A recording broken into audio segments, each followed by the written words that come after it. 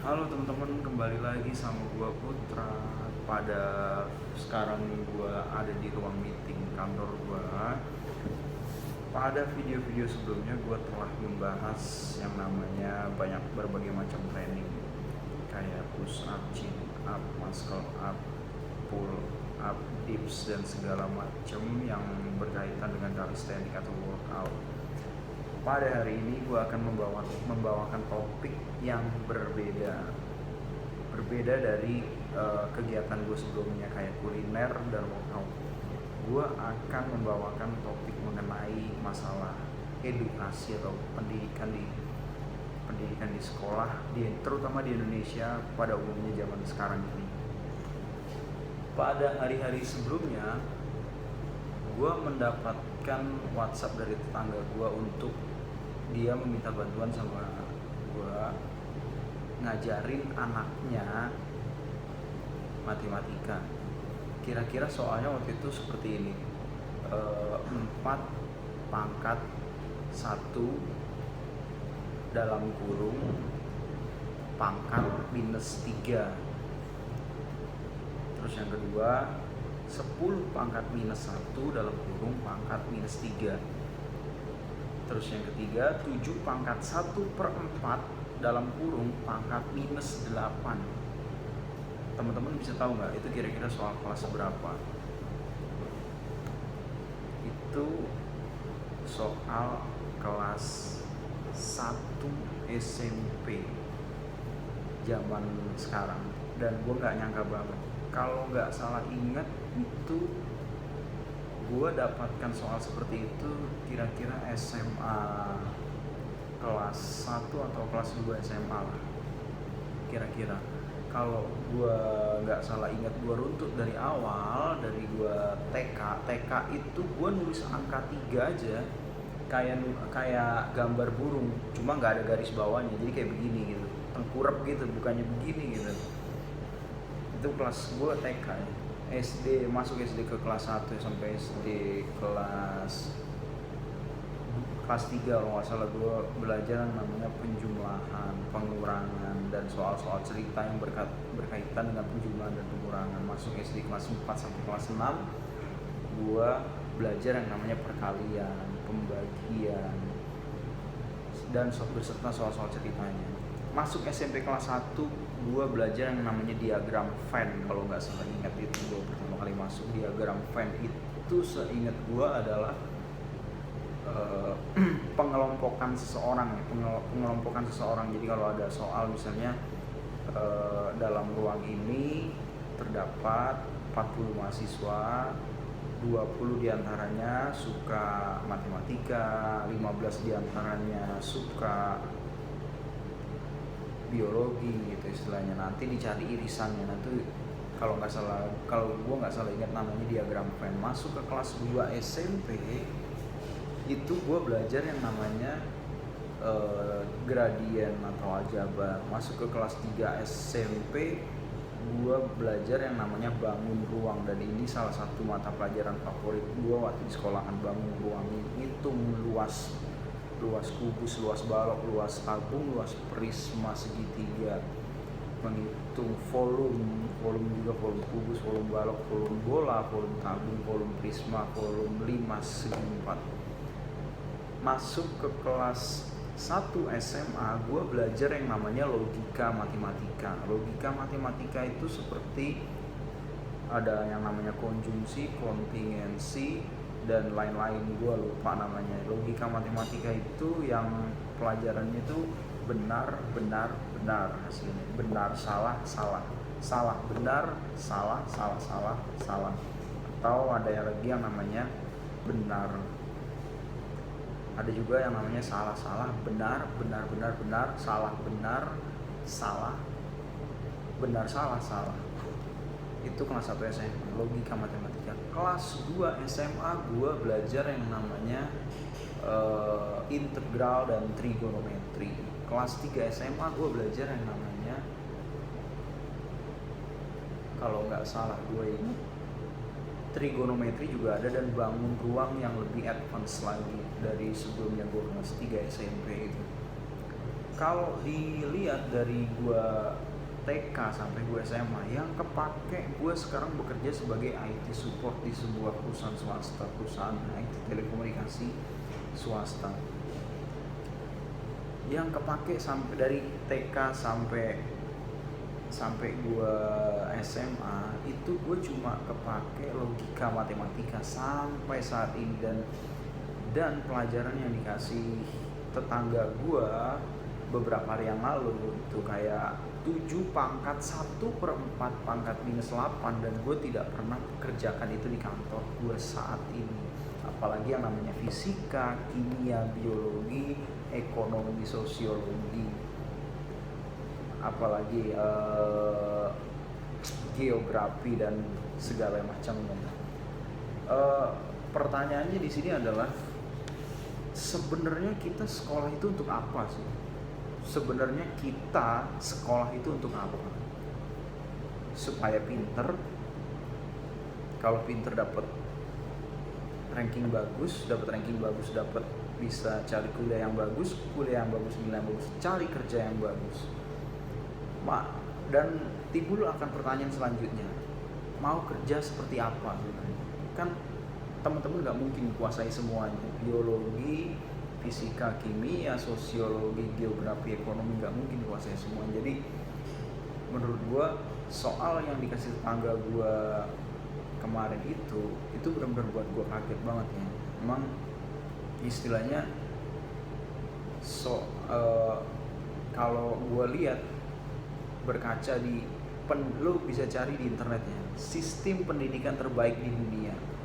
Internet itu akan menjawab nomor 1 Finlandia, dan gua nggak nyangka sama sekali. Gua pikir itu tadinya itu negara adidaya kayak Amerika, Inggris, Jerman, Prancis, terus yang lain-lain lah, pokoknya negara-negara adikuasa. Ternyata Finlandia nomor 1 sistem pendidikan terbaik di dunia. Dan teman-teman tahu di sini Finlandia itu mengajar kayak apa? Gue sempet nyari-nyari di internet sistem pendidikan Finlandia seperti apa. Dia itu apa ya istilahnya? Tidak ada PR. Terus ujian sekali mungkin dari TK sampai SMA lu ujian cuma 1 kali. Yang seingat gue itu. Terus apalagi ya? Sebentar gue cari dulu, gue agak lupa.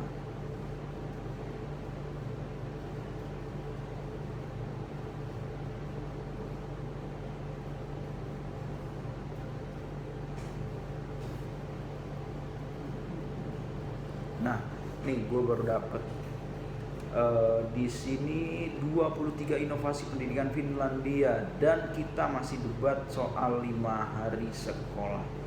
Nomor 1, anak-anak di Finlandia tidak diperkenankan masuk sekolah dasar kalau umur mereka belum genap 7 tahun. Gue waktu itu sekolah umur 6 tahun kurang 3 bulan lah kalau nggak salah, jadi 5 tahun 10 bulan lah. Guru-guru di Finlandia punya sistem lain untuk menilai siswanya, bukan dari ujian dan pekerjaan rumah. Jadi jauh banget ya sama yang ada di Indonesia saat ini. Tak seperti di Indonesia, di Finlandia anak tak diukur dari 6 tahun pertama mereka mengenyam bangku pendidikan. Hanya ada 1 tes standar wajib di Finlandia, yaitu ketika mereka berusia 16 tahun. Seperti yang gue bilang tadi, lu sekolah dari TK sampai SMA lu ujian cuma 1 kali seumur hidup. Semua anak pintar atau tidak belajar di kelas yang sama, jadi tidak ada sistem ranking, tidak ada sistem grading, tidak ada sistem kelas unggulan, kelas non unggulan. 30% anak-anak di Finlandia memperoleh beasiswa selama 9 tahun untuk sekolah. Di Indonesia saat ini dulu masih sukar. 66% anak di Finlandia mengenyam pendidikan hingga perguruan tinggi, sementara mahasiswa di Indonesia baru 5%. Dosen gue mengatakan seperti itu. Takjub. tak ada jurang yang terlalu lebar yang membedakan siswa yang terpandai dan yang paling tertinggal di kelas. Jadi semua, seperti yang gue bilang, semua siswa ini sama rata. Kelas sains di Finlandia diisi maksimal 16 siswa sehingga mereka dapat praktik dan melakukan penelitian. Seperti yang gue bilang tadi, sebenarnya anak SMP ngerjain 7 pangkat 1 per 4 pangkat minus 8 itu gue sendiri tidak tahu dan gue harus mencari di Google, apalagi dia ya yang anak kelas 1 SMP. Kembali lagi di sini, kalau menurut gue pemerintah harus merhatikan ya, sebenarnya mereka itu sekolah untuk apa sih gitu. Mereka untuk sekolah, toh perusahaan pun tidak mencari anak yang pintar, dan ini gue alami sendiri ketika gue interview, dan interviewer gue mengatakan gue udah sertifikasi jaringan komputer pada waktu mereka interviewer gue ngomong sama gue secara langsung, saya di sini nggak cari orang yang pintar, itu katanya, saya di sini tidak cari orang yang pintar, saya tidak butuh orang yang pintar gitu. Dan gue pernah ikut seminar, pembicara gue mengatakan bahwa ternyata 85% perusahaan di Amerika Serikat itu lebih memilih attitude seseorang pekerjanya daripada kemampuan akademisnya. Nah, sekarang pertanyaan besar adalah, Indonesia masih menggunakan dana pendidikannya 100% untuk mendidik yang 15% itu, padahal itu tidak sangat penting di Amerika Serikat. Kembali lagi, 93% orang Finlandia adalah lulusan sekolah tinggi, 93% Finlandia adalah lulusan sekolah tinggi universitas, sementara di Indonesia mahasiswanya cuma 5%. Jadi lu bisa bayangin itu. 43% siswa SMA Finlandia memiliki sekolah kejuruan. SMA mereka udah penjurusan masing-masing, sementara gue di sini kuliah kuliah baru penjurusan, dan itu juga masih general. Kuliah semester 5 gue baru penjurusan gue waktu itu jaringan komputer gitu. Siswa SD memiliki waktu istirahat 75 menit per hari, zaman gue cuma setengah jam sampai 45 menit pada waktu itu. Guru hanya menghabiskan 4 jam di kelas di Indonesia, bahkan mau diterapkan full day school yang menurut gue itu sinting banget dan bisa menutup potensi anak-anak yang lain. Emang lu pikir emang lu pikir semua anak itu mau kerja kantoran? Mereka kan ada yang pasti juga ada yang menjadi pemusik, menjadi pencipta lagu, menjadi pelukis, menjadi pemain sepak bola, menjadi pemain bulu tangkis, menjadi atlet-atlet lainnya. Sementara itu 2 jam seminggu, 2 jam 1 minggu guru memperoleh pendidikan pengembangan profesi. Jadi kalau di Indonesia cuma dapat ijazah S1 habis itu atau akta 4 lu langsung ngajar toh. Kalau di sana ada pelatihan lain. Di Finlandia jumlah guru dan murid sepadan. Jadi tidak ada yang membedakan gap jarak besar antara guru dengan murid, dan komunikasi itu berjalan lancar, nggak seperti di sini senioritas tanpa batas. Biaya sekolah 100% didanai negara. Sekarang di Indonesia setahu gue ada yang seperti itu, cuma nggak seluruh daerah, dan itu cuma SPP setahu gue, buku, seragam, dan lain-lain masih beli. Semua guru di Finlandia harus bergelar master S2 di sini, S1 udah bisa jadi guru, dan sepenuhnya disubsidi pemerintah. Jadi perkuliahan mereka untuk menjadi guru itu disubsidi pemerintah. Kurikulum nasional hanya sebagai pedoman, sisanya fleksibel, dan ini yang paling penting ya, fleksibel. Karena segala sesuatunya itu tidak diukur dengan nilai. 10% guru dipilih dari 10%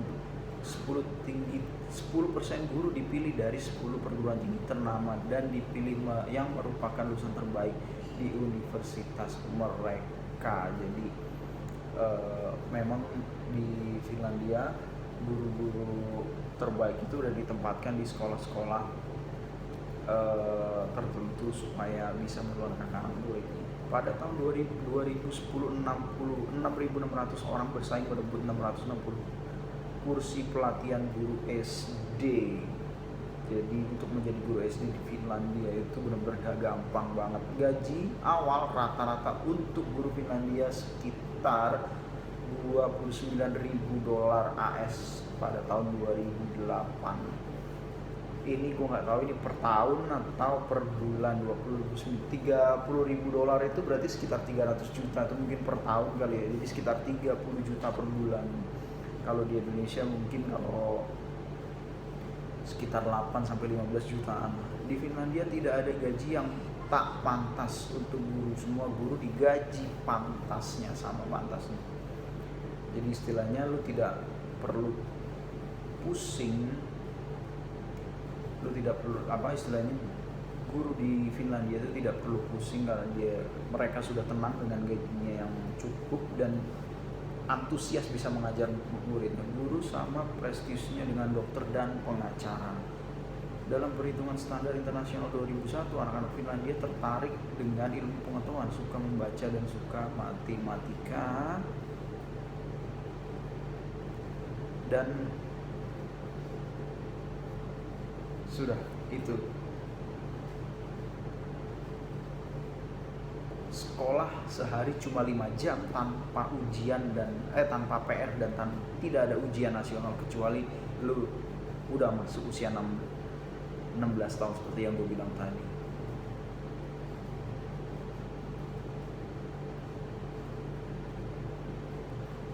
Dan masih banyak lagi. Gue ambil kesimpulan di sini ya sebenarnya. Kalau pendidikan di Indonesia itu kalau menurut gue itu menutup potensi anak-anak yang lain, menutup potensi. Jadi istilahnya orang yang memiliki bakat di bidang seni lukis, musik atau sepak bola atau bulu tangkis atau olahraga lainnya gitu. Jadi istilahnya harus belajar semuanya. Kalau menurut gue itu tidak harus seperti itu ya untuk teman-teman. Jadi bukannya gue menganggap sekolah itu tidak penting, sekolah itu tidak guna. Kalau teman-teman memang menyukainya, memang passionnya di sana, memang istilahnya tidak ada tekanan untuk menjalankan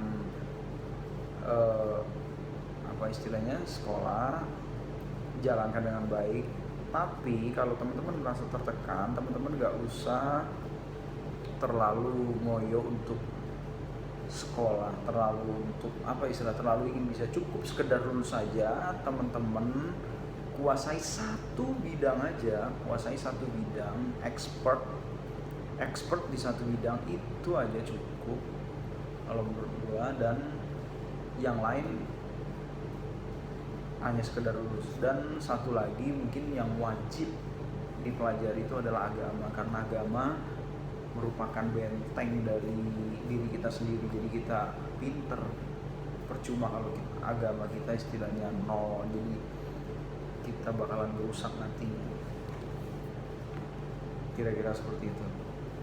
Oke, cukup dari gua, lumayan panjang gue bikin video kali ini dan jauh dari topik yang sebelumnya gue upload, yaitu calisthenics sama workout lainnya, karena memang ini penting banget ya. Jadi istilahnya gue sendiri ngerasa ya, jadi dari TK sampai gue perkuliahan itu yang gue pakai di dunia kerja itu paling cuma 10% lah, paling banyak tuh 10%, enggak lebih. Dan sisanya itu cuma diri kita sendiri, kedewasaan gue pribadi untuk bisa bekerja sama dengan orang lain, bisa bekerja sama dengan teman-teman kantor, dengan yang lainnya, dan bisa ngomong sama klien, kira-kira seperti itu. Oke, sekarang waktunya gue mau kerja, udah mau jam 9. Cukup sekian, sampai ketemu lagi di video-video gue selanjutnya. Bye bye.